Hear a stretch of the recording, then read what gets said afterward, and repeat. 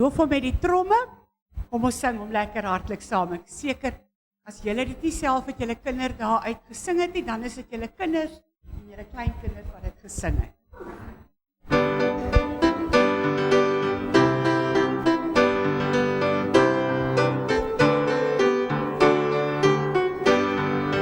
Loof hom met die tromme, loof hom met die harp, loof hom met die klinkende cymbale.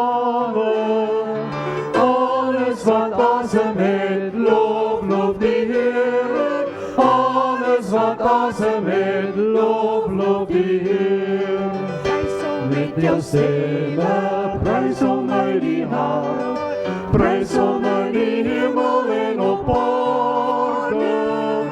Alles wat asem het, loof die Heer. Alles wat asem het, loof die Heer. Daar sê, ek sien almal ken hom. Nou ons volgende lied is die baie bekende oorwinningslied. Ek sien in my gees die glorie en die almag van die Heer.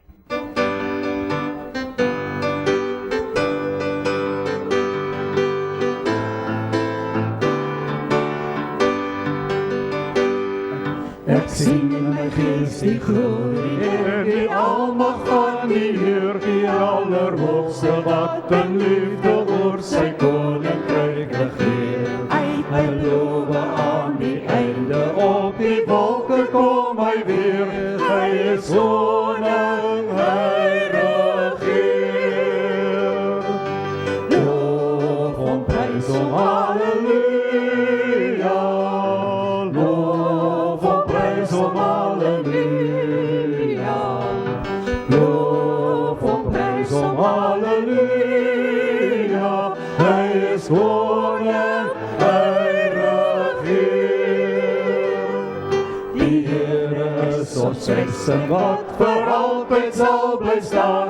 Hy beskerm elke mens wat in geloof na hom toe gaan. Hy is ons wapen, hy die vyand reeds verslaan. Hy is die rots wat ewig staan. Loof hom, prys hom, halleluja. Loof hom, prys hom, halleluja. Loof hom, prys hom, halleluja. Hy is die rots wat ewig staan. Kom deel nou in ons loflied, hef jou hande op na bo. Blaas besyningslaan op tromme en kom dans voor God se oor. Kom leef in die oorwinning van sy woord waarin ons glo, en sy woord sal ewig staan. Loof hom, prys hom, halleluja.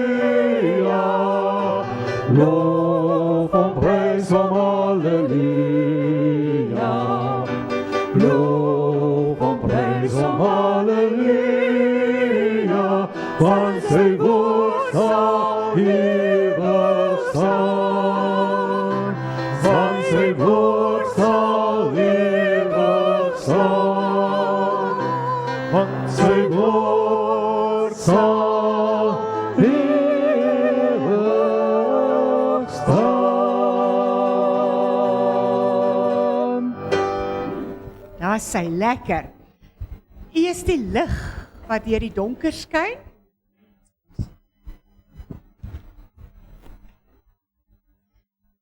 As julle dalk wonder, die wat nou nie dit al saam met ons gesing het nie, daar is 'n Engelse lied wat bekend is as The Highland Cathedral.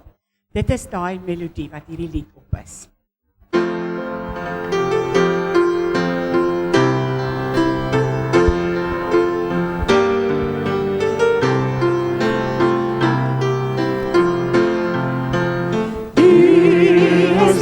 Wat in die donker skyn, U is die een wat duister laat verdwyn. Skyn in ons harte, dryf die donker uit. Skyn in ons lewens tot in ewigheid. Christus ons rol en lief, ons buig voor die Heer, buig voor die Heer. Jesus Christus ons God en Heer, ons bring nou aan U die eer. U is oorwinnaar uit die dood verslaan, U het as koning uit die graf gegaan. Spreek nou die bande, gooi die boeie neer, ons is oorwinnaar saam met U, ons Heer. Jesus Christus ons glo en lief, ons buig voor U neer, buig voor U neer. Jesus Christus ons God en Heer, ons bring nou aan U die eer. U is die bruidegom en ons die bruid. U nooi ons vir die bruilofsaltyd uit. Daar klink ons lof, daar klink ons danklied uit. Ons bly by U tot in die ewigheid. Ons bly by U tot in die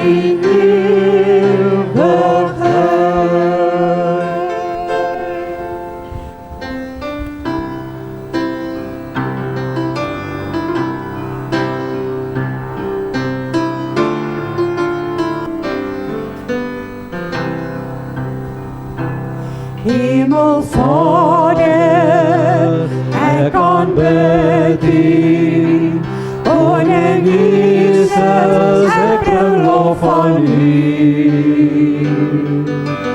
Heilige Gees, ek vereer U. Vir ewig sal ek U naam verhoog. Halleluja, halleluja, ek buig neer voor U as ek sing. Halleluja, halleluja, aan die koning van die eeuwe, amen.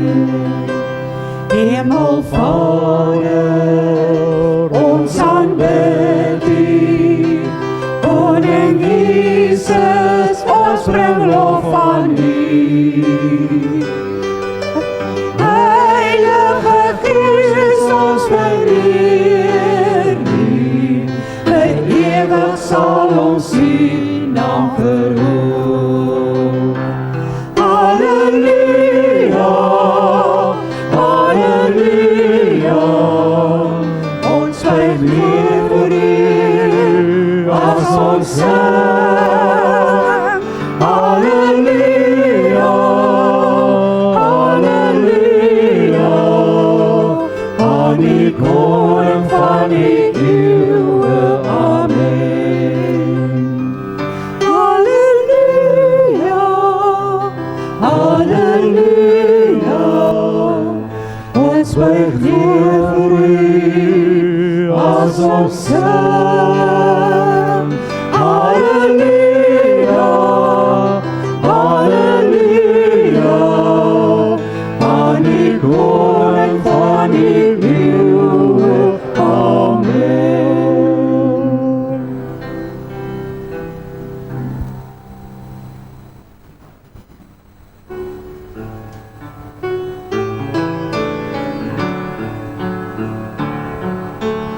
Laat my nooit die grond verlaat nie. Laat my in die saai bly. Die dat elke hartse vreugde en vrees eindelik nietig word vir my. Elke draaipaadjie ken ek. Elke keer het ek verdwaal. Elke keer het U my iewers kom haal. Maak dit hierdie asemhaal. Elke dag is 'n gedagte.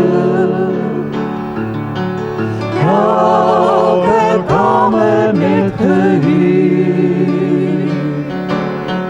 Elke aardse droom van rykdom en roem. Net 'n starie teen die muur. Wat ek is net genade. Wat ek het is net geleer. Eindelijk smag ek na U waters van rus. Lei my Heer vanaand daarheen. Lei my Heer vanaand daarheen.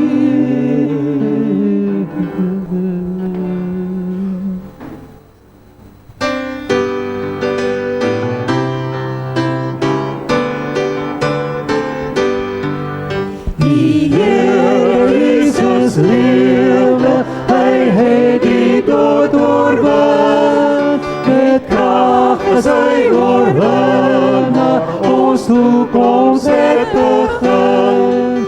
Hy gee ons hoop en vrede, ons kan weer voorwaarts gaan. Want Jesus is ons Here, Hy klaar ons weg gebaan. Die Here Jesus lewe, Hy het hemel toegevaar. Hy heers as die koning, ons word deur Hom bewaar. Laat ons met moed en ywer ons roeping hier volbring. Want Jesus is ons koning, Hy gee ons lewensin.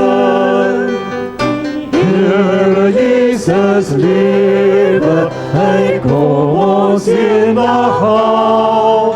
Hy sal ons dan laat aansit by sy Messias maal.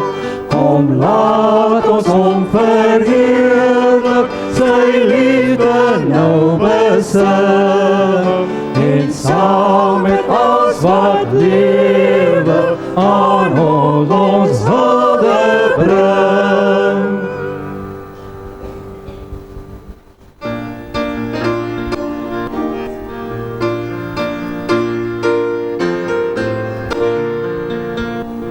Bring my die ou tyding van God se woord vir my. Vertel my van sy liefde, wat sondaars Hom bevry. In sy groot genade het God sy seun gestuur. Vir my het Hy kom sterwe, die smart en pyn verduur.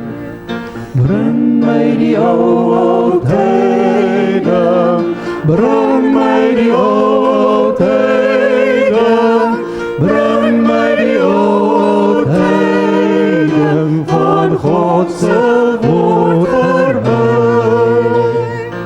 Bring my die ou tyding van God se woord vir my. Vertel my hoe die Seun van God die dood oorwin vir my. Bring my die goeie tyding, die evangelie woord, dat Jesus opgestaan het en lewe bring uit dood. Bring my die ou tyding, Bring my die ou tyding, bring my die ou tyding van God se woord vir my.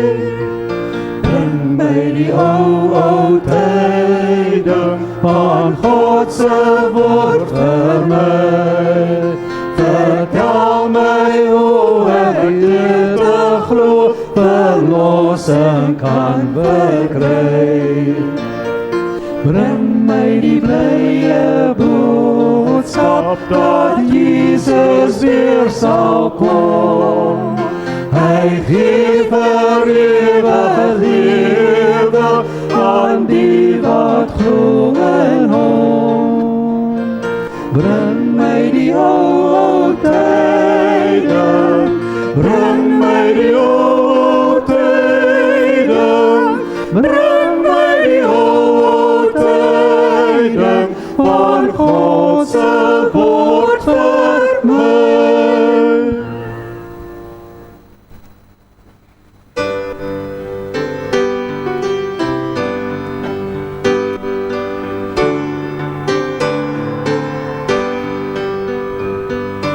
Gaan my nie verby, o Heiland, gaan my nie verby. Wil die hande sien, Heiland, sien op my.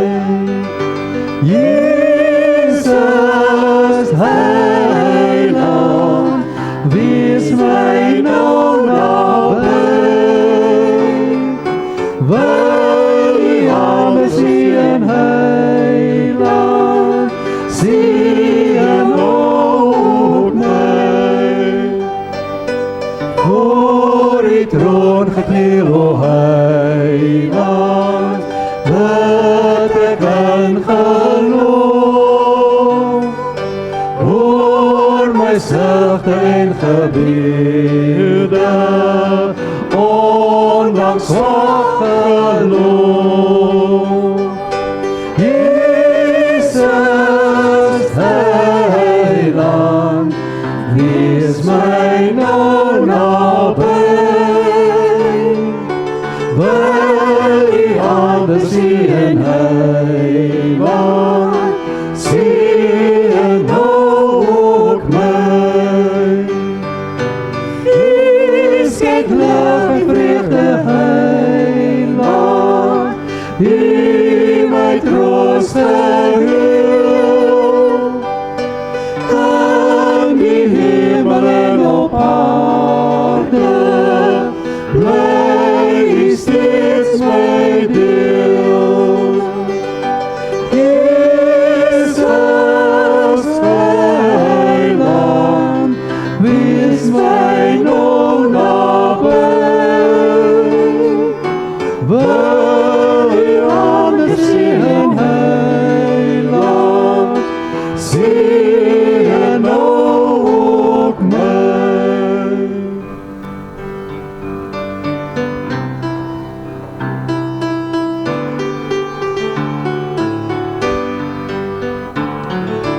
Here, U is my lewe, ek ken die veilige bewaring elke dag. Here, U is my vrede, as die storms om my woed met briete krag. En as ek val, is U by my, U het bepaal, en ek is vry. Daarom sing ek, daarom gee ek U my stem. Daarom juig ek saam met snare en instrumente. Daarom bring ek U my dank, sing ek heel nag lang. Daarom sing ek koor my lied vir U, o Heer. Here, uit die hande, om net wat mooi is en wat heilig is vir my.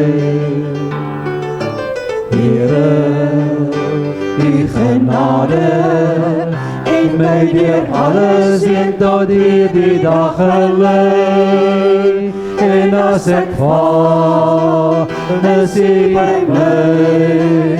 U het betaal, en ek is vry. Daarom sing ek, daarom gee ek U my stem. Daarom juig ek saam met snaarinstrumente. Daarom bring ek U my dank, sing ek heel dag lang. Daarom sing ek oor my lied vir U, o Heer. Daarom sing ek, daarom gee ek U my stem. Daarom juig ek saam met snaarinstrumente. Daarom bring ek U my dank, sing ek heel dag lang. Daarom sing ek oor my lied vir U, o Heer. Daarom sing ek oor my lied vir U, o Heer.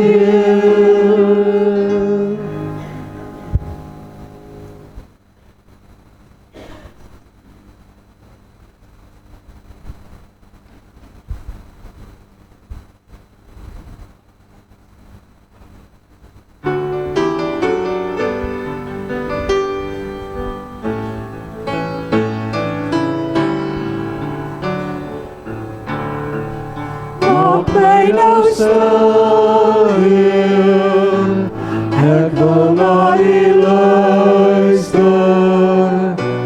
my hart vir U oopmaak, dat U my kan aanraak.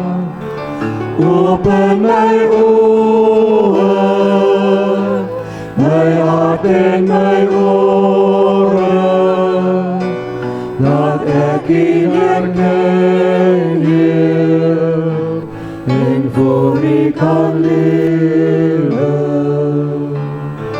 Maak my nou stil, Heer, ek wil na U luister, my hart vir U oopmaak, dat U my kan aanraak.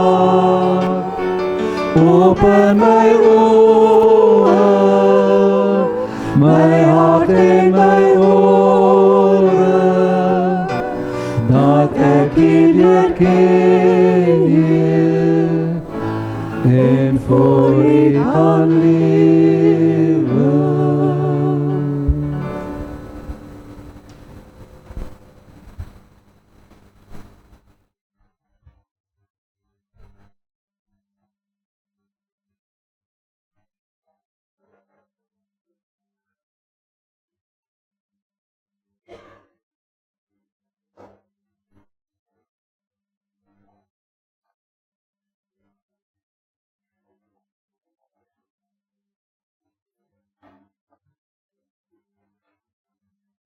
Hemelse Vader, ons is baie dankbaar dat ons voor U kan lewe.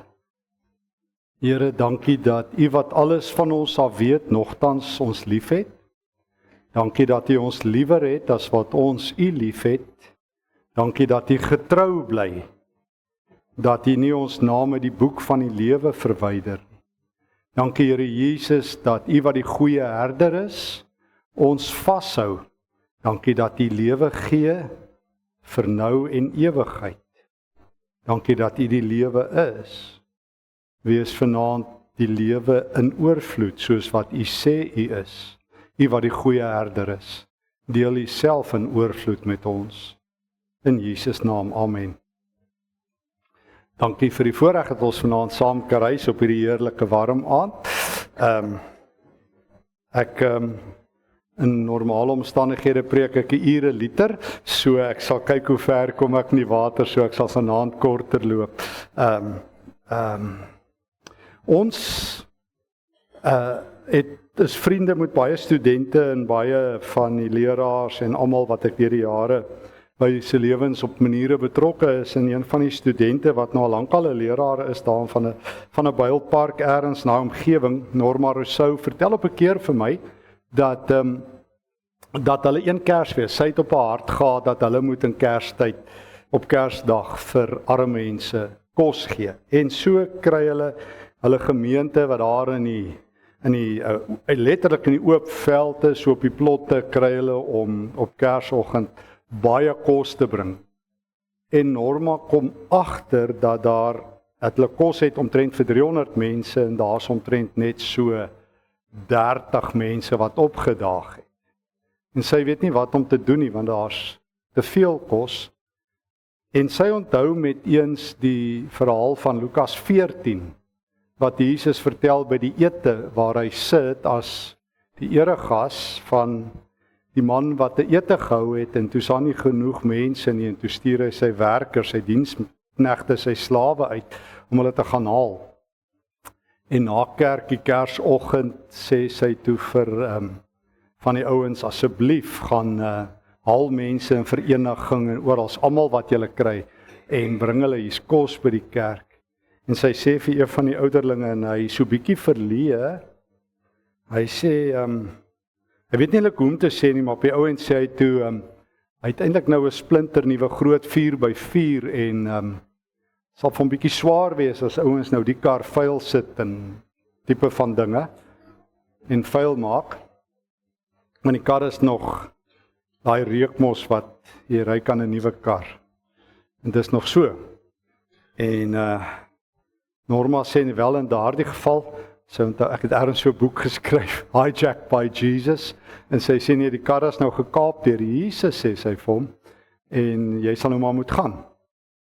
En Norma vertel my die storie van die man wat toe daar aankom, en hulle het hierdie wonderlike ete, en hy en sy seun is daar, en baie mense.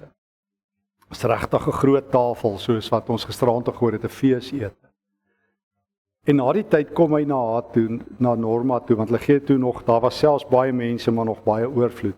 En hy sê vir Norma, dit was Kersoggend, dat hy vir die Here gesê het, hy is nou al 2 weke werkloos, niemand wil 'n verwer in Kerstyd hê. En hy kan nie vir sy kind, wat by hom is, eers kos gee op die Kersdag. Hy sê, en ek het vir die Here gevra vir 'n wonder. Hy sê, en toe ek amen sê, stop hier so 'n mooi kar, en ek ry eerste klas. Hy sê dat die Here my so bederf, dat ek in hierdie spesiale kar kom haal word. En toe ek by die kerk kom, is daar soveel oorvloed, dat ons gaan nog vir 2 weke kan eet aan hierdie kos. En ek verstaan weer opnuut, wat dit is om die hartklop van Jesus te hê, daarvan gepraat. Ons wil vanaand juis in 'n hart van diensbaarheid by Jesus leer. En dit is maklik. Mense dra hierdie bandjies, what would Jesus do? Maar wanneer puntjie en paaltjie bymekaar kom, is dit nie altyd maklik nie, want die lewe van Jesus vra kruis, maar dis 'n ander gesprek. Maar die feit bly, ons weet hoe Jesus, ek sê altyd, die ouens moes 'n beter bandjie gemaak het. What did Jesus do? En ons moes 1 Petrus 2 vers 20 en 21 ernstig gelees het, waar Petrus sê, Jesus vir ons 'n voorbeeld gegee. En die Griekse woord wat hy daar gebruik is 'n baie sterk woord, in terme van, hy het vir jou 'n templaat gegee, kan mens amper sê. Hy het vir jou 'n bloudruk gegee hoe jy moet lewe. Dis wanneer hy in die kruis hang. Hy sê, toe hulle hom gevloek het, het hy nie teruggevloek nie. Toe hulle hom geslaan het, het hy nie teruggeslaan. En dis die pad van Jesus. Maar daar's 'n rede hoekom dit die pad van Jesus is, want mense het nodig om die hart van Jesus te hê.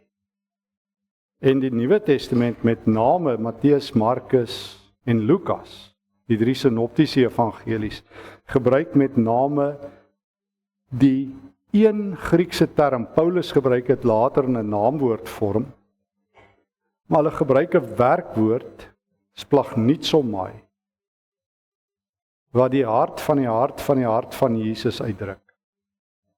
Dis nou een van daai Griekse woorde, en ek is altyd versigtig, omdat dit maklik is om vir mense enigiets te sê oor taal.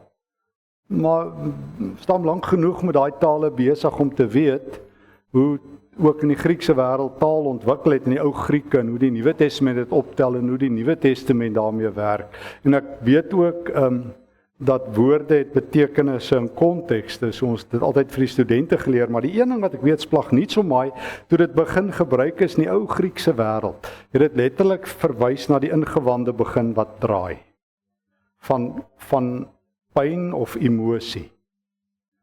Wanneer jy baie diep voel, ruk, het jy al gehoor, mense sê dit, my maag het so geruk. As jy baie slegte nuus of baie goeie nuus hoor, dat jy letterlik 'n liggaamlike reaksie het. Nou Grieke het 'n woord daarvoor gehad. Hulle het gepraat van splag na die naamwoord as eintlik jou. Dit het later Paulus gebruik het as 'n sinoniem vir hart, cardia, waar kardiologie vandaan kom, maar Paulus gebruik splag na ook vir ons hart. Maar splagnitzomai, wat in Grieks beteken ek het medelee, splagnitzomai is die term wat na my wete die mees emosionele gelaaide sterk term is in die Nuwe Testament om die hart van Christus uit te beeld. Ons almal weet, het al ten minste gehoor van die Griekse woord van een van die Griekse woorde vir liefde, agape. En dit word meestal gebruik vir onvoorwaardelike lojaliteit. En dis een van die sterk terme van die Nuwe Testament, saam met die ander terme vir liefde. Maar splagnitzomai kom in die evangelies, Matteus, Markus en Lukas, word dit net van God en van Jesus gebruik. En een keer van mense.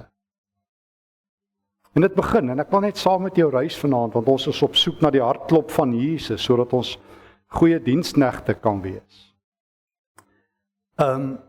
Die hart van die Nuwe Testament is dat ons dien. Die Nuwe Testament staan en val by Jesus wat die diensknegt van God is. Wat gekom het met slaweklere aarde toe.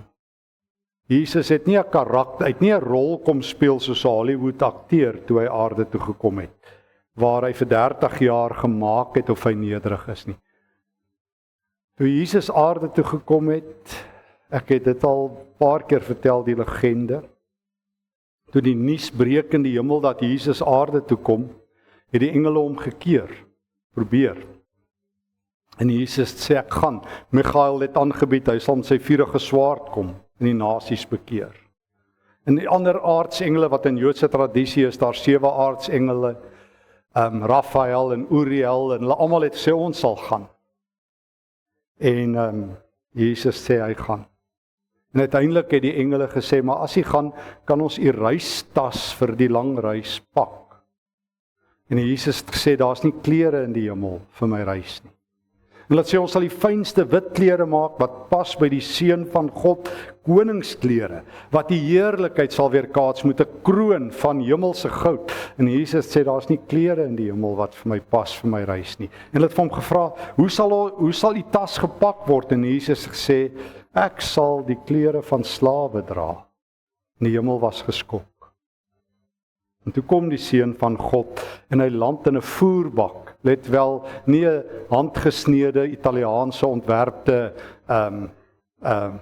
voerbak nie. Hy het in 'n voerbak waarin die diere geslaap het. Ek sê altyd, as jy die herderstorie reg lees, dan lyk dit nie soos die kerskaartjie Jesus nie. Hy het gekom vir hulle, want as jy dink aan herders, hulle ryk na hulle skape, dis nooit andersom nie.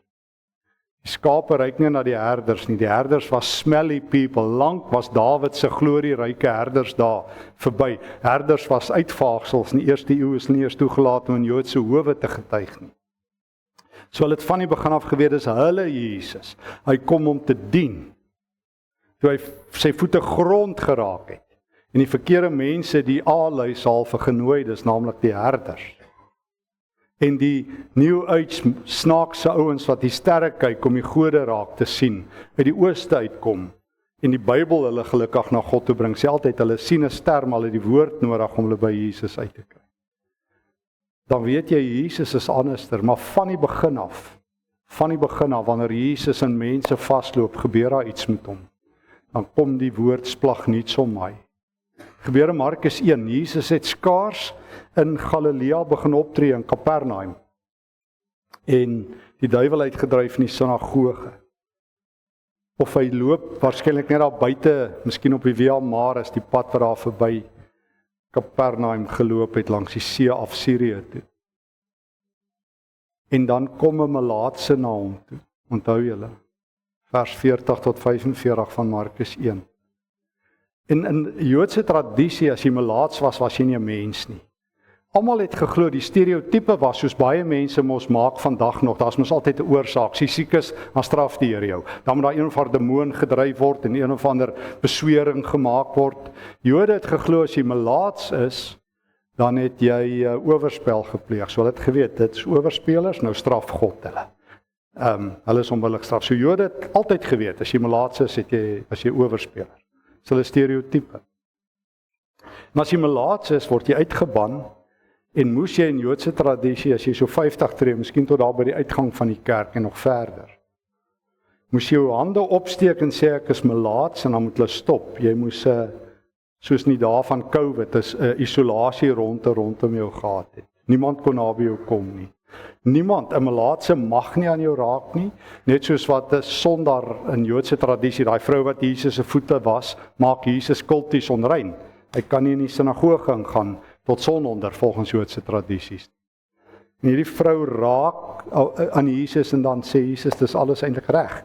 Die melaatse kom op Jesus af en hy roep uit dat Jesus hom genadig sal wees. Dan staan daar en toe het Jesus se hart geskeur. Het vra, wat moet ek vir jou doen?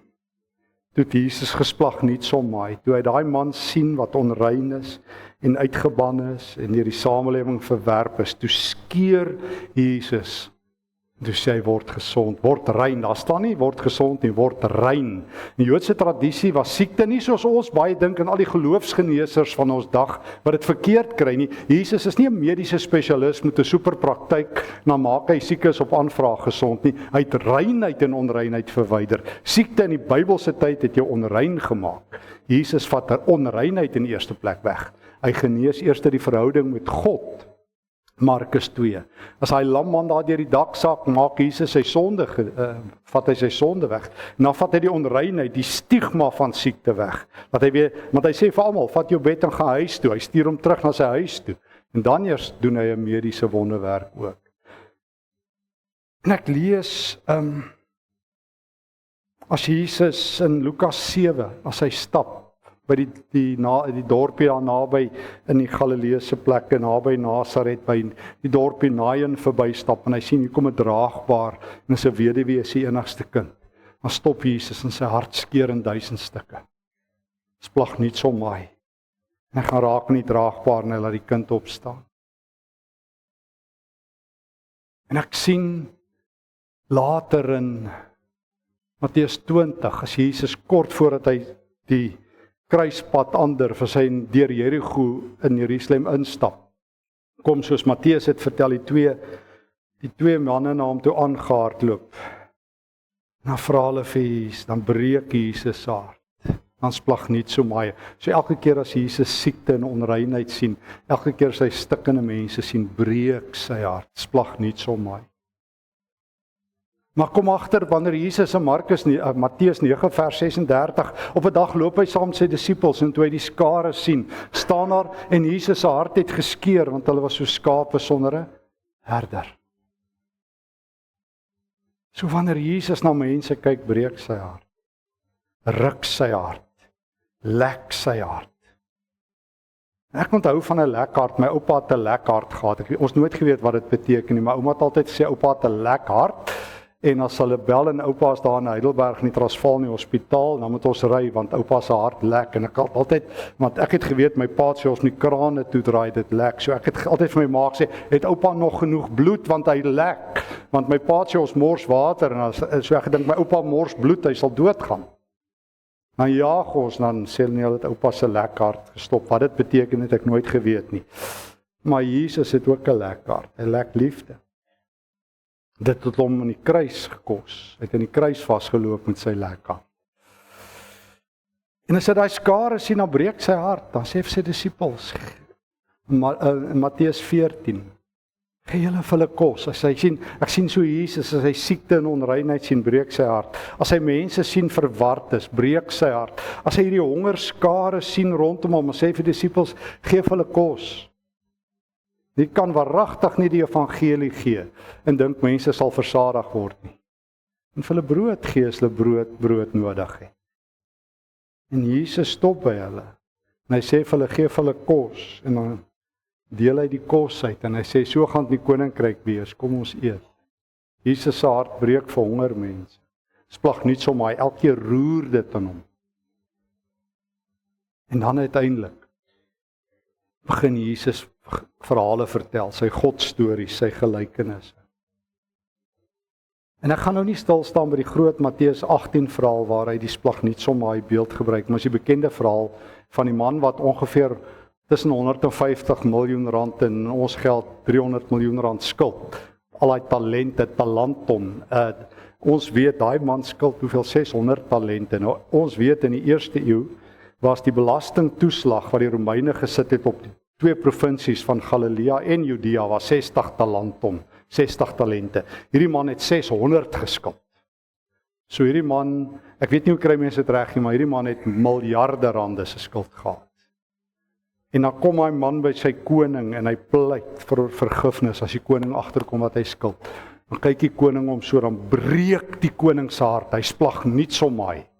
Dan sê die koning, jou skuld is afgeskryf. Dan stap jy ou daar uit, dan sien hy, hier's 'n ou wat hom, ek kan net ou 50 denarii skuld. Dan gooi hy daai man in die tronk. Dan sê die Here, moet dit net nooit doen nie. So Jesus sê, nou begin hy oor God praat. So Jesus se hart breek, as hy siekte sien, as hy onreinheid sien, as hy mense wat nie gered is nie sien. Maar Jesus vertel, God het ook 'n lekker hart.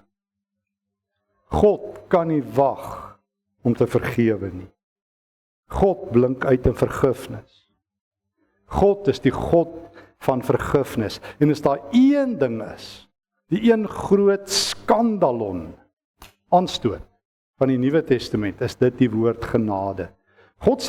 Die godsdienst van Israel werk nie met genade nie, dit werk met verdienste. Quid pro quo. Ons doen niets of do et des. Ons doen niets, dan doen nie terug. Ons offer, dan moet jy ons in stand hou, die meeste Israeliete geglo. Lyk vir my, baie mense dink vandag nog so. Weet, ons probeer daarom ons bes. Hoekom doen die Here dit aan ons? Ek het daarom goed gelewe, hoekom kry ek swaar? So asof die Here in 'n quid pro quo besigheid is. So asof ons God kan gevang hou, asof ons nie Jesaja of Romeine 11 gehoor het nie, dat Paulus sê, God het van ons niks nodig nie, jy kan nie met hom onderhandel nie, jy kan nie beloftes aan hom maak, asof God iets van jou nodig het nie. God is genadig, dis wie hy is. Jy hoef nie met hom te onderhandel om genade by hom te kry nie, hy is genadig, dis sy wese, hy is die God van genade. Paulus sê in Efesiërs 2 vers 4, God is ryk in jammerhartigheid. Die Ou Testamentiese groot woord gesed, wat in die Nuwe Testament neerslag vind, in Grieks, in 'n ander vorm. En hy deel dit, so God kan nie wag dat sy hart skeur nie. So 'n paar weke terug, toe Los Angeles gebrand het die nik oorgestroom en baie Christene in Suid-Afrika sê, dis omdat daai mense met God gespot het by daai Golden Globes, nou gooi God vuur op hulle. Ek het daaraan so skaam gekry, dat ek ergens begin skryf het daaroor, en allerlei gevolge gehad het. En ek vra vir mense, wat vir 'n God is dit? As hy vir 10 mense in Los Angeles kwaad is, laat 50,000 Christene sy huis ook afbrand. Sê vir hulle, as dit is soos, ek is kwaad vir die bure, dan gee ek vir my kinders tronkstraf. Wat 'n God is dit? En ek sê, het julle nog nooit die groot vuurstorie van die Nuwe Testament gelees nie, Lukas 9, vers 51 tot 56. Dis my verstommend dat mense namens God kan praat en oor God kan praat, maar nie uit sy boek uit kan praat. Want hulle staan net op die Bybel, soos ek gesê het. Met komplimente, Here, staan ons op die woord, en ons glo die woord, en ons verdedig die woord, maar nie vir ons vra wat staan daar binne in nie. I rest my cases, soos my oupa so gesê het. En ek sê, maar daar is 'n vuurstorie wat God se hart teken, die hart van die God wat Jesus na ons toe bring. Dit is toe sy disippels, Johannes en Jakobus, toe hulle daar die pad Samaria toe vat. Want ons het al vir mekaar gesê, onthou julle Lukas is 'n groot reisverhaal. Ons het Markus vinnig nou die aand gedoen. Lukas is mos daar van Lukas 9:51 tot 1927 en 1944 afhangende hoe ombreek, is Lukas hierdie massiewe reis wat Jesus onderneem. En in Joodse tradisie, die een ding wat godsdiens gewoonlik met jou doen, is dit skei jou af van mense. En ek het so baie keer gedink, ons het godsdienst met die evangelie verwar. Maar ek het so baie godsdienst gesien wat in die naam van die evangelie al gebeur in my lewe. Ek onthou iemand wat een keer vir my by 'n kerk gesê het, "Ai, as die mense net soos ons sal wees, dan kan ons ook van hulle hou hier in Suid-Afrika." Die Fariseërs het dit ook gesê. En daarom as jy van Galilea afgereis het na Jerusalem toe, was daar een van 2 roetes vir die jaarlikse fees. Jy kon of die pad gevat het deur Samaria, en geen Jood het dit gedoen nie, want dit is onrein gebied. Jode en Samaritane haat mekaar. Hulle haat mekaar, en julle weet hoekom, dis waar die ou 10 stamme ryk was daar in Samaria, en nou het hulle op Gerizim aanbid, Johannes 4, so die Jode vat die langer roete, maar vertrou nou vir Jesus, wat doen hy? Hy gaan deur Samaria, want Jesus het nie nodig om enige kerk se gietvorm te pas nie. Jesus is nie die kerk se besitting nie, en daarom stap Jesus deur Samaria. En natuurlik in die eerste dorp wat hy kom, en Flavius Josephus, die groot Joodse geskiedskrywer, het vir ons voorbeelde hoe Samaritane Jode weggejaag het uit hulle dorp. Toe Jesus en sy disippels aankom, trek net die horkies af, shop closed. Jesus is onwelkom, want hulle het gehoor hy gaan Jerusalem toe. En 2 van Jesus se disippels, Johannes en Jakobus, sê, sal ons bietjie vuur uit die hemel uit afbid? Nou ons bietjie braaivleis of Guy Fawkes of iets. Want ons onthou ons is in Samaria, en was dit nie in Samaria waar die groot profeet van God, Elia, these are the days of Elijah, die vuur op die koning van Israel, sy soldate laat val het nie. Hy het vir hulle 102 stroop uitgehaal voordat hulle eers tot bedaring gekom het die koning. Elke keer as hy manne kom vir Elia daar in Samaria, dan gooi hy vuur, is dit 50 plus 1, nog 50 plus 1, gelukkig die 3de offisier kop gehou, toe breek hy. En nou sê die 2 disippels, Johannes en Jakobus, en raai wat hulle bynaam in Markus 3, Boanerges, die seuns van die donder. Nou hoekom noem jy 2 boeties so? Omdat hulle so mak is, en sulke sagte, gentle persoonlikhede. Nee, hulle is die hitmen.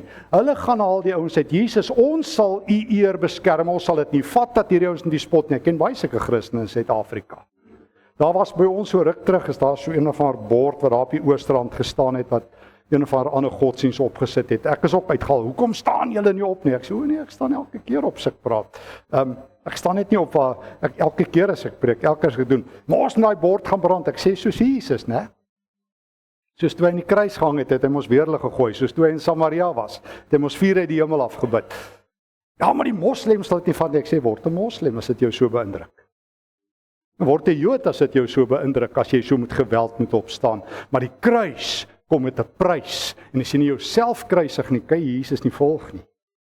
Want hy sê, ek roep julle nie op met 'n swaard nie, hy sê dit vir Pontius Pilatus, as my koninkryk met 'n swaard gekom het, sou hy lankal weg gewees. Kan hy die engele geroep het.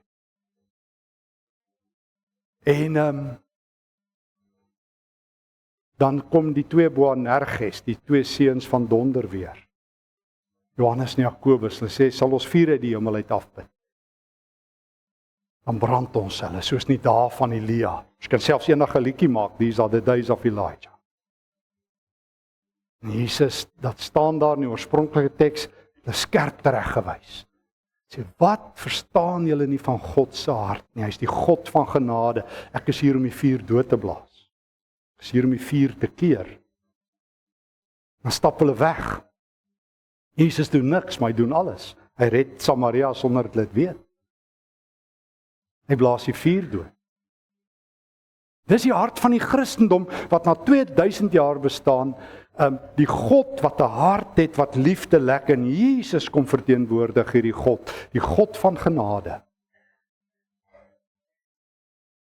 Ek vertel vir die leraars vandag van, ek onthou die buitebybelse Joodse dokument, die Testament van Abraham, baie van die buitebybelse dokumente wat rondom die Nuwe Testament ontstaan het.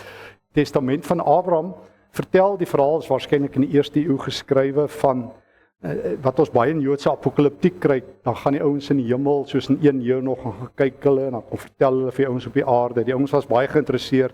Ek sê altyd, hoe meer mense en engele en demone en al daai goed belangstel, hoe minder verstaan hulle God. Want dit is tipies van Joodse apokaliptiek. Al nie meer God verstaan nie, maar ons kan hom engele en demone en duiwels verstaan. Maar verstom het hoe baie ons die duiwel ken, né? Jy weet hoeveel keer verwys die Ou Testament na die duiwel, né? 4 keer. Na die Satan. Het jy dit geweet? Hy kry meer aandag per preek in Pretoria op 'n Sondag as in die hele Ou Testament. Ek sê ernstig. Mense, ek het eendag vir ou gesê, jy 'n swart peld en duiweluitdrywing of iets. Want wragties, hulle weet van die duiwel wat die Bybel nie van hom af weet nie. Dis net in Job 1, Job 2, Sagaria 3 en 1 Kronieke 21 wat na die duiwel, die Satan, Ha-Shatan in die Ou Testament verwys.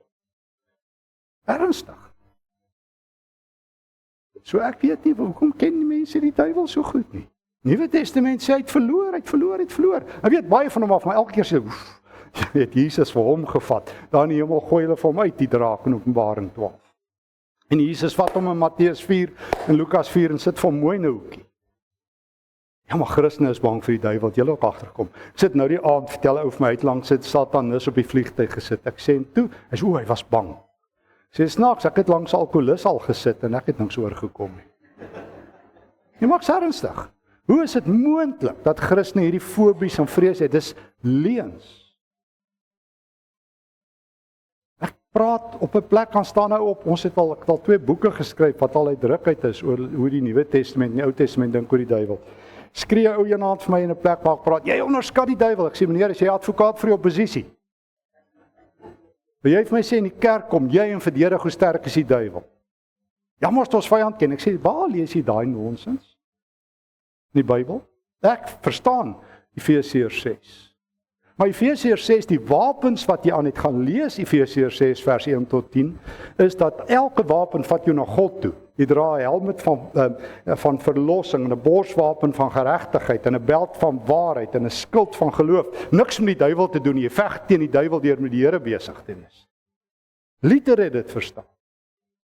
So hier kom Jesus, en in elk geval in hierdie verhaal wat ek vertel van Testament van Abraham, as ek terug daar, word daar vertel hoe Abraham nou hierdie hemelreis onderneem aarde toe. Dis 'n mitologiese reis, nadat hy in die hemel is, Vader Abraham, saam met die groot aanvoerder van die hemelse magte, Michael, op hulle strydwa. Hoe lekker. Mense hou mos van strydwa, jy moet nou nie dien nie. Hier ry dit deur die wêreld, en dan wys Michael die aartsengel nou vir Vader Abraham al die goed, dan sy bly, dan begin Vader Abraham al die sondes sien. Dan kom maar 'n holy anger en hom oor al die sonde en almal wat niks aan doen nie. Dan sê hy, fire! Dan brand dit klomp ouens dood.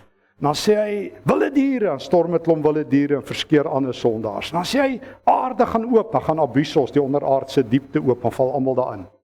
Dan praat God uit die hemel met Michael. Sy roep vir Abraham terug. Hy het geen genade met sondaars nie. Hy sal my skepping verwoes, maar ek is God, want ek het genade. Dan haal hy die woorde aan wat jy in 2 Petrus 3 het, ek het nie die mense gemaak vir straf nie, ek het nie gemaak hulle verlore sal gaan nie, maar dat almal gered sal word. Dis God se droom. Daarom kom Jesus, wat die hart van God het, en hy blaas die vuur dood. Hy blaas die vuur dood. Dan stap hulle aan Samaria uit. En dan is dit hierdie hartklop van Jesus van Matteus 18, hierdie splagnietsomai, hierdie skeerhart van God, maar die heel mooiste teks.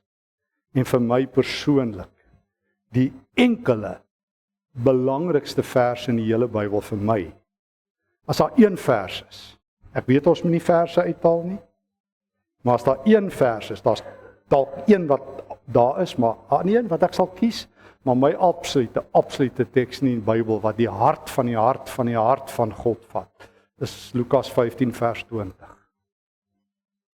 Julle ken dit. Splagnietsomai, Jesus vertel sy grootste storie. Julle ken dit.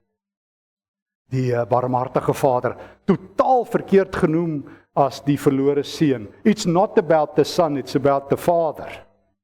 Want as 2 seuns, hoe die kerk daai storie so verkeerd genoem het, is typerend vir my van hoe swak mense die Bybel lees, selfs die vertalers.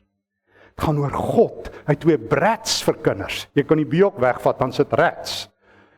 Jy het hierdie spoiled oudste seun en hierdie klein mannetjie wat sy pa dood verklaar. Want dis wat jy doen as jy jou erfporsie vat, terwyl jou pa lewe. Nou vir 'n oomblik die Hebreëse woord vergeet wat in die buitebybel so Joodse tekste is.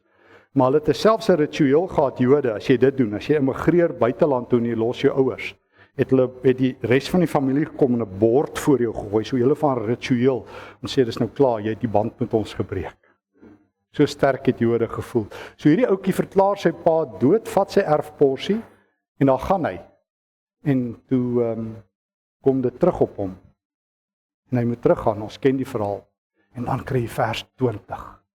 Waar Jesus die hart van God vertel, soos nooit, nêrens, ooit in die wêreldgeskiedenis nog nie. Hy sê 5 dinge oor God in vers 20, maar terug, baie van julle het al in die Sistynse kapel, daai skildery van Michelangelo gesien, waar die vinger van God en die vinger van Adam raak. Dis die beste wat Michelangelo kon doen om God se nabyheid uit te ruk, hande wat amper raak. Wanneer Jesus oor sy Vader vertel hy van hierdie Vader. Hy doen 5 dinge, hy sien, hy sê, toe die Pa die Seun sien, het hom gesien. Nou ons weet nie Ou Testament, God het 'n skerp oog. God sien sonde. Natuurlik, hy's die God wat sonde raak sien. Daar staan in Genesis 6, toe God sien hoe groot die verderf is, het dit sy hart, het dit om die berou dat hy die mensdom gemaak het. En dan vir my die grootste woorde van die Ou Testament, ek dink is vers 8 van Genesis 6, maar Noag het genade in God se oë gevind. Die hele wêreld, daar's waaragtig nie een regverdige oor nie. God sien sonde op sonde, en dan gaan God van die Noordpool na die Suidpool, van die ooste na die weste. En hy sê hy gaan die wêreld vernietig. En een man staan tussen God en die hele wêreld. Onthou ons vir Noag ook baie dankie sê, soos by die hemel kom. Ernstig. En God red die wêreld omdat Noag daar is.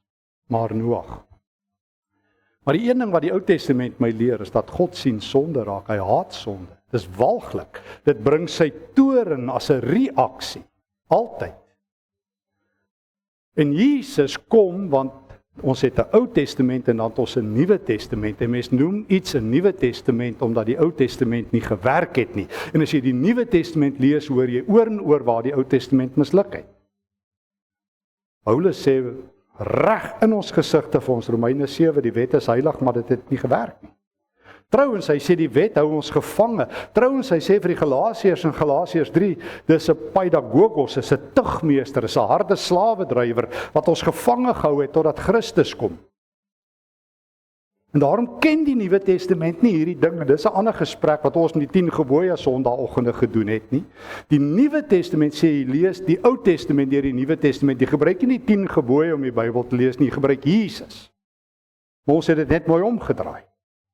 Niks fout met die 10 gebooie en alhoewel daar is, Jesus het die 10 gebooie in sy volle perspektief. Wat ontbreek in die 10 gebooie? Gaan lees Matteus 22, gaan lees die hele Nuwe Testament, naaste liefde. In die hele Ou Testament word daar hoeveel keer gesê om jou naaste lief hê?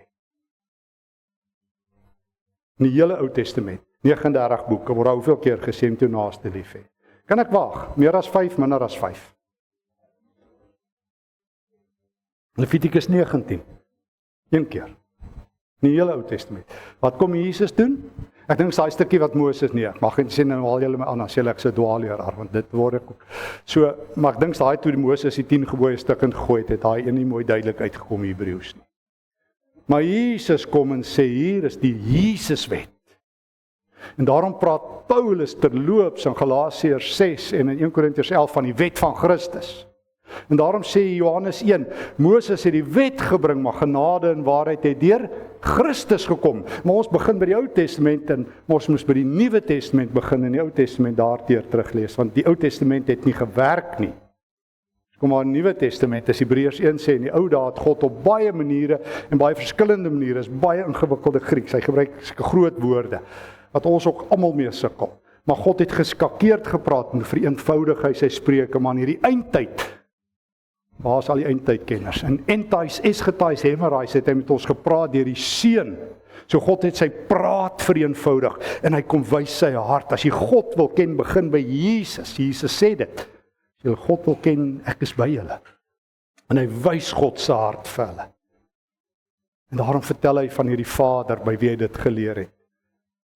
En hy weet, hierdie God het na die wêreld gekyk, en hy moet sonde 1 tot 1 sien, en toe kom Jesus, en hy kom staan in die pad. So daarom, dis die verskil tussen die Ou Testament en die Nuwe Testament. Jesus versper God se view, sy uitsig, ekskuus. Hy staan in die pad. God moet nou kruis kyk, hy moet deur die kruis kyk. Wat dis 'n gesprek, as jy Paulus lees, hoe sien Paulus die kruis? Mense kon Romeine 6 en Kolossense 2 en al die tekste met julle doen. Maar Paulus sê, Jesus versper God se uitsig op ons. Hy kyk deur die kruis. Want Jesus doen dit nog altyd. Want Jesus het die kyk van God. Daartoe in Lukas 7, daai vrou wat ons gisterand van vertel het, hoe sy kom met al haar sondes, en sy kom raak aan Jesus. Nou kyk, as daar een ding is wat ek agterkom, met Christene is bang vir sondaars. Ons het baie godsdienste in ons, meeste Christene wat ek ken, het nie sondaar vriende nie, het nie, is bang vir etikette, soos wat Jesus gehad het. Wat was die etikette wat Jesus gekry het? Matteus 11, vriend van sondaars en tollenaars, 'n vraat en 'n wynsuiper. Markus 3, Beelzebul, nee. Onthou julle, Markus 2 vers 26 tot 3 vers 6, Sabbatsontheiliger. Dis nie asof dit liewe Jesus van die kinderbybel is. Dis Jesus die Here wat die stelsel vat om mense te red, en hy weet godsdiens gaan omkeer. En wie vermoor hom op jou end? Nie die maffia en die hijackers nie, godsdiens. Die formalistiese godsdiens. As hy Markus 14 vers 61 staan hy voor formalistiese godsdiens wat hom vermoor aan 'n houtkruis. Die kruis is 'n moord natuurlik, né? Ek noem dit wat dit is, dis 'n moord. Want hy seun van God is hy opgestaan, maar hy's vermoor. Deur godsdiens en deur die Romeinse ideologie wat hulle moes afteken. En dit is hierdie Jesus wat die Nuwe Testament bring. Wat sê God, Vader, ek kom om u koninkryk te red. Johannes 6, ek kom om 'n familiehuis oop te maak. Ek kom om my Vader se wil te doen. Gaan lees Johannes 5. Johannes is so mooi, ekskuus. Hy sê ek het my Vader dopgehou in die ewigheid en sy huis is leeg. En dit is 'n groot familiehuis en daar's plek vir almal. En ek gaan vir julle ewige lewe gee sodat julle by my kan wees. Vir julle plek in my huis maak. En hy sê die Vader, ek het die Vader dopgehou en hy gee vir my alles, oordeel en die reg om lewe te gee.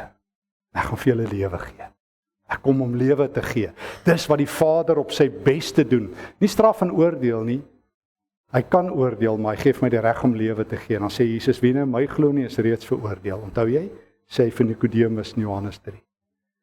Maar dis hierdie Jesus wat in Lukas 7, as daai vrou so aan sy voete kom raak, daai sondares, en sy huil sy voete nat. Dan sit Simon die Fariseer daar, dan staan daar in die teks, toe hy gesien het hierdie vrou raak aan Jesus, sê hy, as hierdie man geweet het wie aan hom raak, as hy 'n profeet was, dan kom hy met hierdie veroordelende kyk. Het jy dit al gevoel? Hulle sê, die slim ouens sê, ek het so 'n boek op my rak, wat uit die neurowetenskap, wat sê, die boek se titel is The Sense of Being Stared At. Hulle sê, kan binne X sekondes, ek nou vergeet, voel as iemand vir jou staar. Jy het dit ook al gevoel. As hulle so vinnig wegkyk, en dit kom ons almal oor. En daar's verskillende soorte kyk. Jean-Paul Sartre, die wêreldberoemde filosoof, sê, daar's the look of shame. Claude Levinas het gepraat ook van die kyk van skaamte, waarmee mense mekaar kyk, die op en af kyk, die vuil kyk, die stikkend kyk, die lelike kyk. Ons almal ken daai kyke. En hier sit die godsdienstige leier met sy uit die hoogte kyk, van sy morele hoogte af, as jy die man geweet het. En dan sê Jesus, Simon, ek wil vir jou 'n storie vertel, 'n Godstorie, van die skuldeiser wat skuld afskryf. Dan doen Jesus iets merkwaardig, en sê, Simon, sien jy hierdie vrou? Sien jy hierdie vrou? Nee, jy sien 'n straatvrou, 'n prostituut. Ek sien 'n vrou. Ek sien 'n vrou. Dan sê hy, vir jou sondes is vergewe. Sy bid nie eens 'n sondaar gebed nie, sy vra nie eers vir genade nie. Jesus is nie 5 voorwaardes hoe sy gaan lewe nie. Hy weet sy sal lewe, want hy het haar aangeraak. En is nou hierdie vader, Lukas 15, as hy daai seun sien, dan doen God iets. Lukas 15 vers 20, dan staan daar, toe het hy opgestaan en begin hardloop. Enigste keer dat God ooit hardloop in die Bybel.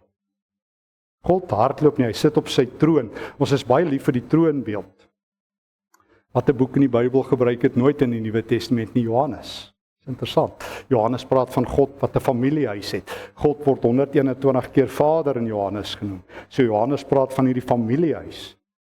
Die evangelies en Openbaring praat van sy hemelse paleis of sy hemelse troonsaal. Dis reg, is albei reg. Maar hierdie Vader, Jesus sê God is 'n Vader. Hy sien Maar voordat hy begin hardloop, die sleutelwoord, splag niets om my. Breek die hart van God. Toe hy die verlore mens sien. Toe hy die stikkende mens sien. Toe hy die kind sien wat alles uitgemors het. Skeur alles binne in God. Die Vader se hart breek en dan hardloop hy. Hy hardloop. En hy hardloop na daai kind toe. En hy gryp daai kind en hy omhels hom. Dis die volgende ding. So hy sien, sy hart splag niets om my, hy hardloop en dan omhels hy. Daar staan letterlik in die Grieks word sê, hy val hom om die nek. Wat beteken hy omhels hom om die nek, hy druk hom vas. Hy hou hom vas. En dan die ongelooflikste, net een keer in die Nuwe Testament, hy soen hom stil. God soen hom stil. Hy soen hom. Hy wil nog sê, ek is jammer, ekskuus. My kind, jy's by die huis. Jy's by die huis, waar jy hoor. Onthou, die jong ouetjie was na Amerikaanse bekende komediant geluister, wat tot bekering gekom het, wat vertel het hoe hy 10 jaar sy lewe in sonde verwoes het. Sy ouers se harte gebreek het, uiteindelik weggesit sy ouerhuis, alles in dwelms uitgemors het. En elke week het sy ouers hom probeer opsoek, speurders gekry, hom briewe gestuur. En elke week het vir hom sê, hulle is vir hom lief, en vir jare het hy het geïgnoreer. En hy vertel, lang storie kort, hoe hy een nag uit 'n walm wakker word. En hy sê, hy wil huis toe gaan. En hy vertel sy ouers, oorkant sy ouers se huis was 'n park, soos dit was in sy kinderjare. En hy het onthou, sy pa het altyd 'n sleutel onder die posbus gelos. In sy kinderjare, as hulle uit was in die aand. En hy het gesien, sy ouers is nie by die huis nie, en hy het na die posbus toe gestap, en hy het gevoel, nie werklik waar, daar was die sleutel met 'n briefie. En die briefie het sê, welcome home son, your food is in the oven, in the kitchen.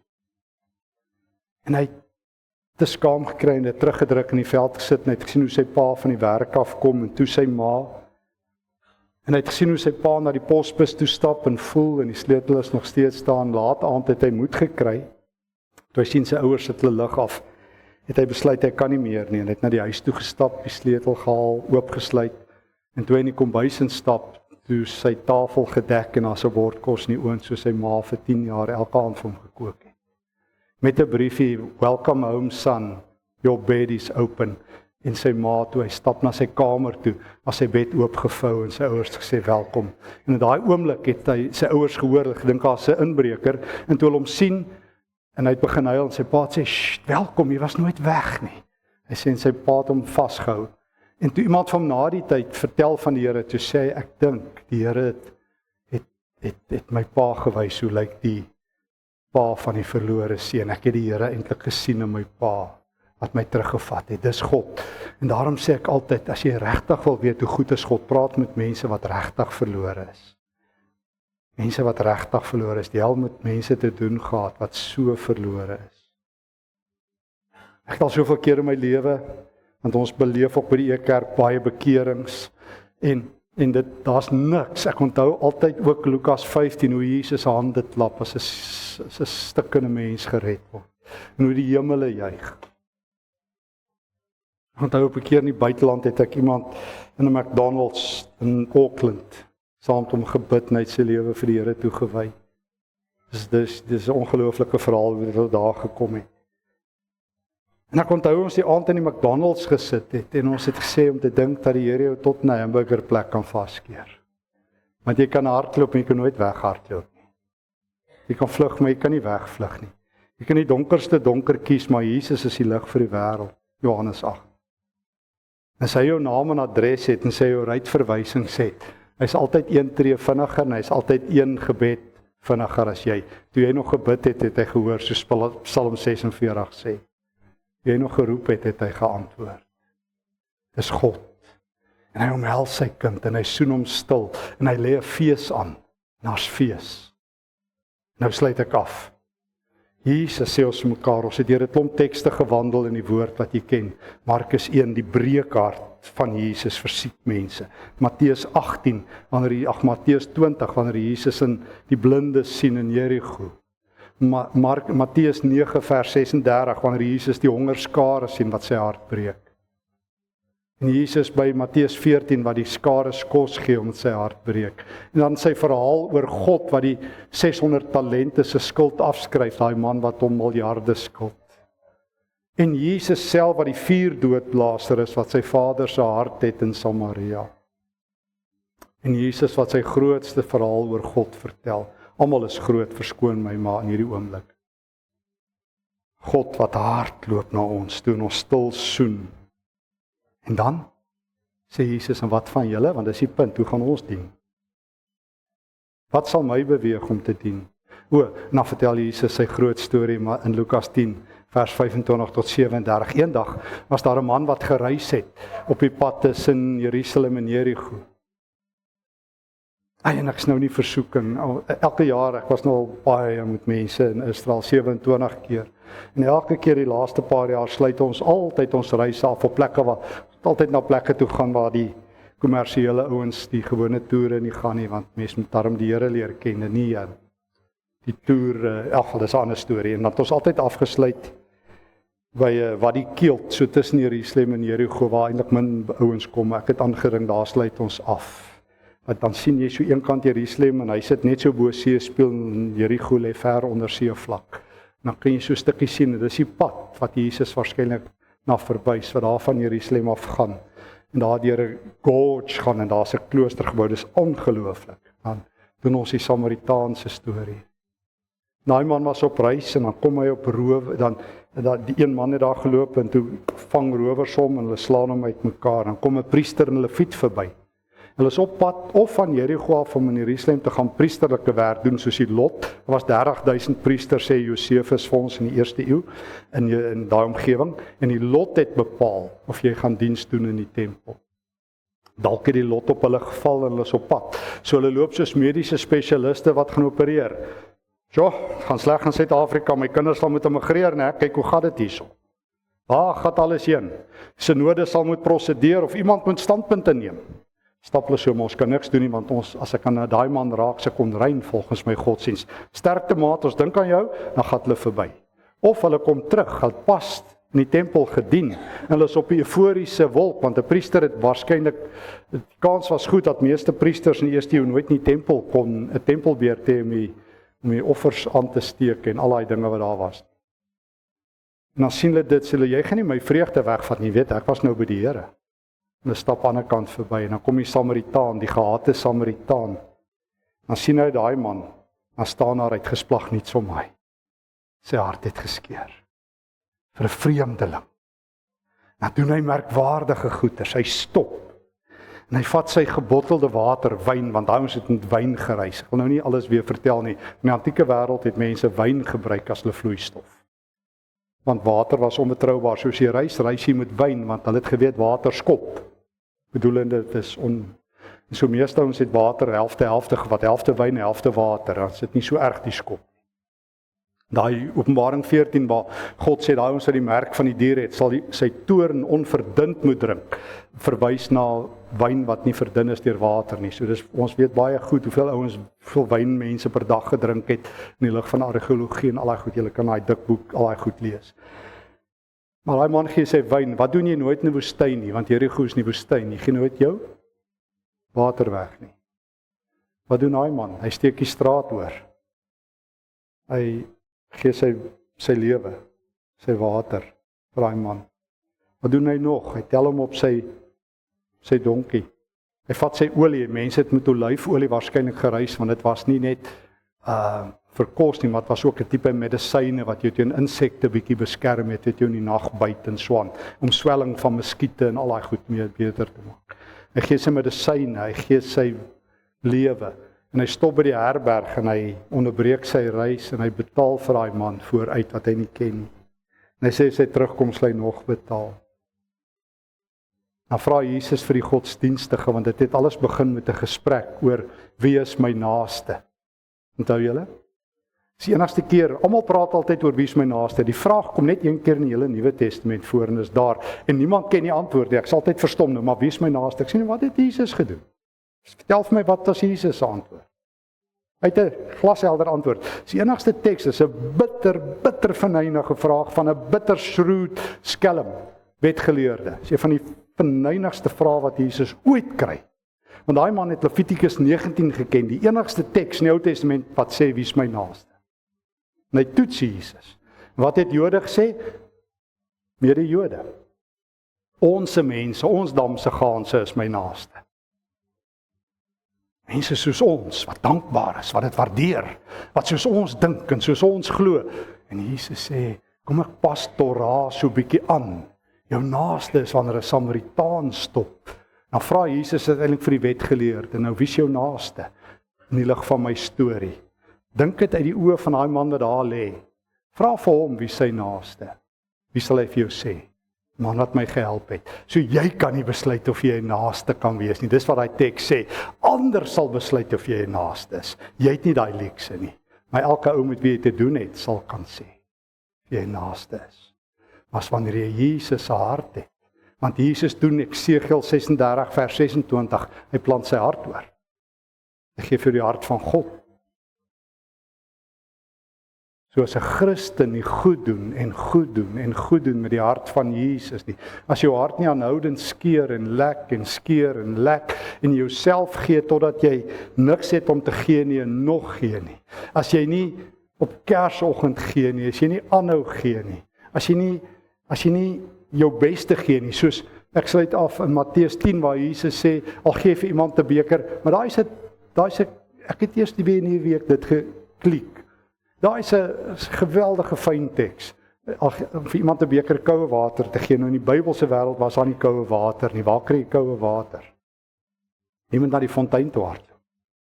Enigste plek waar jy koue water kan kry, na 'n warm plek. So om vir 'n ou te sê, ek gaan vir jou luukse water bring. Ek gaan nie vir jou second hands gee nie. Soos jy van die projekte waarby E-Kerk betrokke is, ons is by baie projekte oor die land, regtig wonderlik wat die Here doen. E-Kerk se groot krag is dit, nie die digitale dinge nie.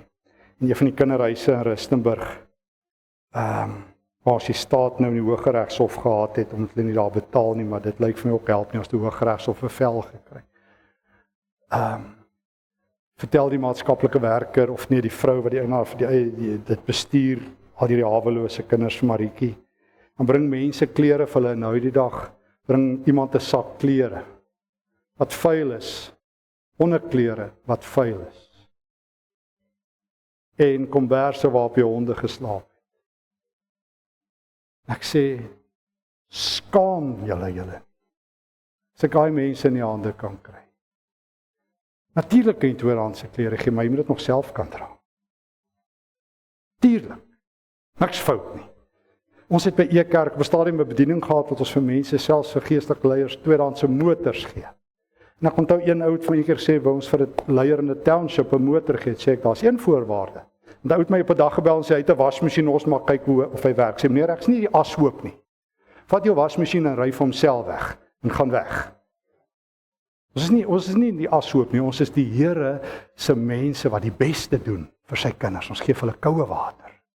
Never mind, tasteless water, oorskiet water. Toe ou nou eendag vir ons 'n kar skenk, sê ons, hier is die ding. Jy sal hom deur 'n toets moet sit en jy sal hom moet laat diens, sodat ons vir daai dominee, dat hy sy ry, dominee se manual, dat hy nie om draai 2 gaan staan sê nie, maar ek het daarom vir hom 'n kar gegee nie. Ons gee ons beste wat ons kan. En as jou beste net 'n plastiese beker is, dan sit jou beste. Nie 'n probleem wat dit is nie. Die arm weduwee het haar laaste sente gegee. Die vrou in die volgende hoofstuk sê het honderde duisende rande gegee. Jesus het vir al 2 hande geklap. Maak nie saak hoeveel jy gee nie, dis met die hart wat jy gee. As jy Jesus se hart het, kan jy jouself nie help nie. Jy gee. Jy dien.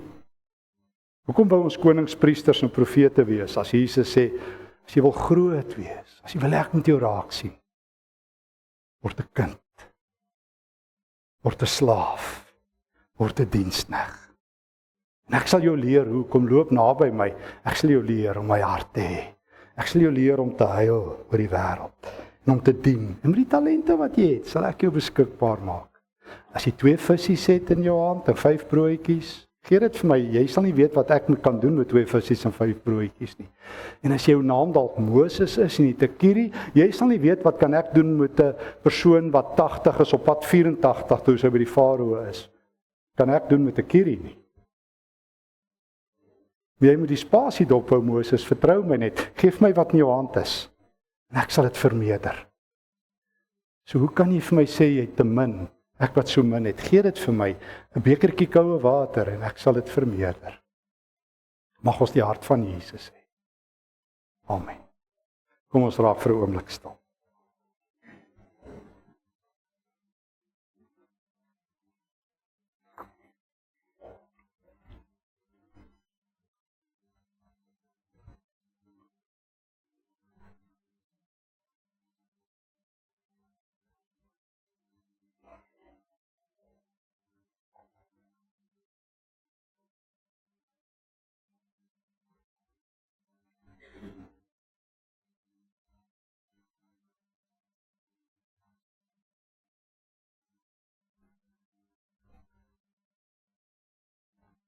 Baie dankie, Here, dat U U hart verniet weggee.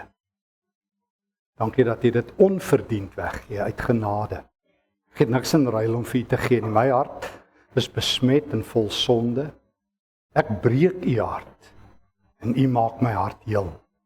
Ek stel U teleur en U stel my op as 'n koningskind. Ek is 'n verleentheid, nie omskep my lewe in 'n geleentheid vir U.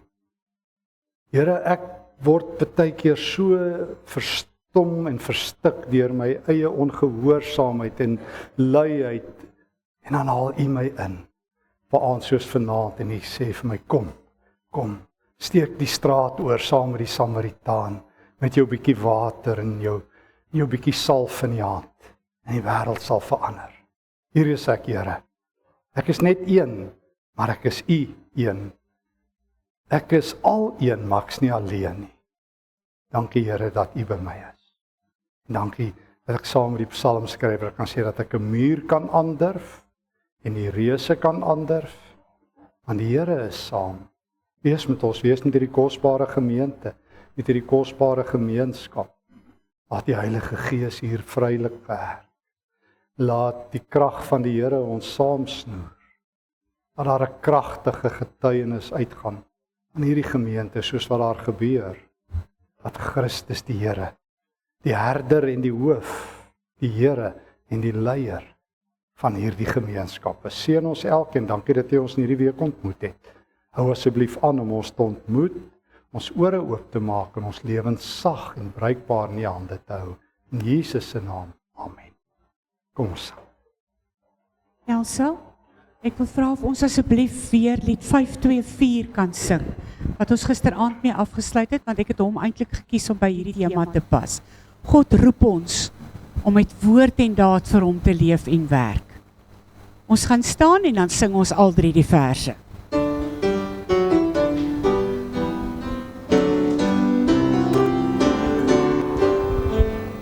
God roep ons om met woord en daad vir hom te leef en werk.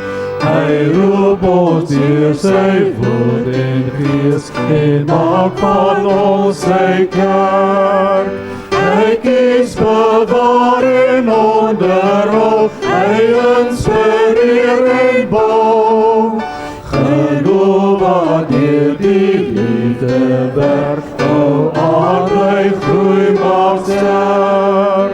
God roep en salf ons met sy gees, tot koning en profeet, tot priester met 'n hart en hand, vir alle nood en leed.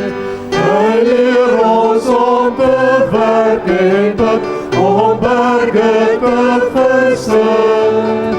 Hy wat vir ons die gawes gee, maak ons 'n diens gereed. Ek hoor U roep, ek ken U stem, ek luister na U woord. Laat Here ons gehoorsaam wees, U dien soos wat jy hoor. Voortaan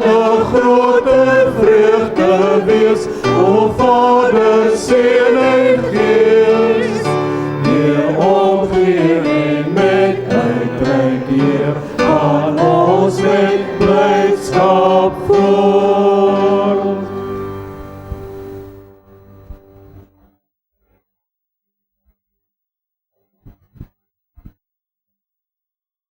Ontvang die Here se seën en gaan in vrede, gaan in die vrede wat die Here gee, loop in die lig wat die Here vir ons elkeen op ons elkeen se pad het.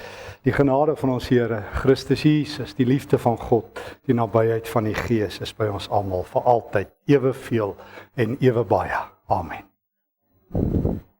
Gemeente, ons kan sit.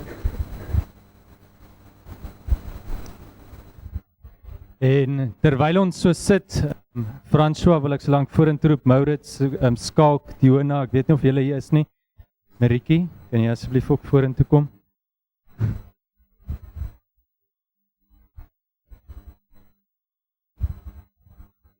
Dan, Stefan, as julle hier voor ons kom staan, ons wil vir Marikie op dankie sê.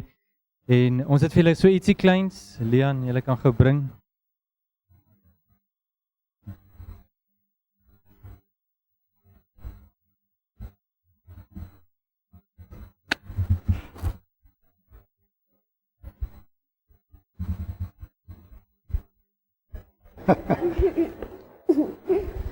Dis nou eintlik vir Marikie, nie vir Stefan nie.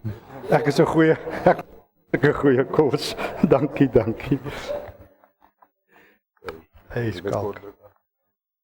Marikie, Stefan, ons wil vir julle baie dankie sê. Ons wil vir julle regtig dankie sê dat julle tyd gemaak het om hier by ons te kom kuier. As jy net dit wat ons hoor in die dorp, nie net in die gemeente nie, is ongelooflik positief. En ek wil vir jou dankie sê dat jy hom vir ons geleen het elke aand en so 'n bietjie in die oggend dat hy met ons die Here se woord deel. En ja, dit is vir ons 'n groot voorreg gewees. Maar net soos julle staan, wil ons as leraars eintlik vir julle die seën toe bid. En ek gaan vir Fransjo vra, ek doen dit gewoonlik, ek waarsku hom nooit nie. Ek gooi hom net so in die diep kant in. So hy is al gewoond daaraan dat ek hom in die diep kant ingooi. Maar ek wil vra dat ons leraars gaan ons hande op julle sit en ons as 'n gemeente gaan ons hande uitsteek vir die werk wat julle doen. Want ons Marikie het so vir ons gedeel dat sy praat ook so nou en dan voor mense. En ja, nee, hulle is 'n familie en hulle stap hierdie pad saam. En hy het ook vir my dit geleer, soos hy vir ons gisteraand ook geleer het, dis 'n span en dis 'n span wat hierdie bediening doen. So daarom gemeente, as François nou vir hulle bid, kom ons steek ons hande uit, jy kan by jouself ook bid vir die seën vir hulle bediening, vir u kerk, maar daar in jou hart, dit wat op jou hart, die Here op jou hart lê, kom ons bid dit oor hulle.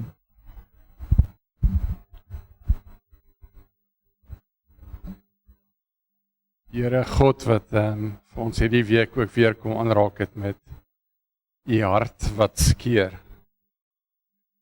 Wil ons vir dankie sê Here, dankie ook vir Marikie en vir Stefan, wat die Here ook hierso na ons toe gebring het. En ons weet dit was u afspraak in die tyd. En Vader, daarom dankie dat ons vir u al die eer daarvoor kan gee, maar Here, dan wil ons ook hierdie twee mense en hulle bediening en hulle as gesin aan u vanaand kom opdra. En ons bid Here, dat u voor hulle sal wees om ook vir hulle die pad verder ook vorentoe te wys, die plekke waar u vir hulle ook stuur, om die getuie te wees. Dankie Here dat u ook langs hulle staan. Here dat u ook hulle vriend is, hulle Vader, hulle Here. Vader, dankie dat u die een is wat ook vir hulle beskerm, as hulle ook die woord deel. Dat u die een is wat ook vir hulle dra en voorsien, elke tree van hierdie pad. Ja, Here, u wat vir hulle kom seën, ook vanaand en ook van hier af verder. Here, u wat binne in hulle is. Mag u genade, u liefde, u goedheid, u seën, hulle elke tree van hulle lewe vergesel. Ons eer u. Amen. Mag ek net ietsie sê? Ek moet dit sê, want hier sit mense wat ek ken, Letitia en Gert wat daar in die middel sit. Ek het Letitia ken my nog, my ouers geken nog voor ek gebore is. En sy het vir my skool gegee, sy het vir my biologie gegee. In standaard 6 het ons nog daar in Kempton Hoër by Letitia gesit. En toe was Gert 'n groot Springbok rugby speler en ons kan nie glo dat daar een van die groot Springbokke wat saam met Frik de Preel en almal speel in die in Kempton Park bly nie. Letitia was 'n Springbok diskus gooi. En dit was net vir ons fenomenaal. En Antoinette Fik en wat ons fisio was in Kempton en vriende was in die gemeente. Eeu, en hierdie ouens wat ek het daar by ons skakel het ek Pinkster gehou aan die ander kant van die berg, toe daar in die warm kant. En was so lekker om hier te wees, 'n klomp jare terug. En ons gedink ons gaan mekaar eers weer by die wederkom sien en nou sien ons mekaar. En ja, en dankie julle ouens, dankie Maurits, dankie Diona, dankie Skalk, dankie François, dankie Wian. Vir julle voorbeeld, mag die Here julle dra. Die helde in die kerk nie ouens wat preek en dan gaan nie, en ek hoop nie, ek wil nooit 'n hit en rand prediker wees nie. My gebede is dat die Here sy woord sal laat gebeur. Ons ons mekaar nie weer gou sien nie, gaan ons mekaar by die Here sien en dan wag 'n fees. Sien uit dat die Here ons kom haal. Hy hou 'n groot fees vir ons en hy hou vir ons plek. Baie dankie dat ek hier mag wees.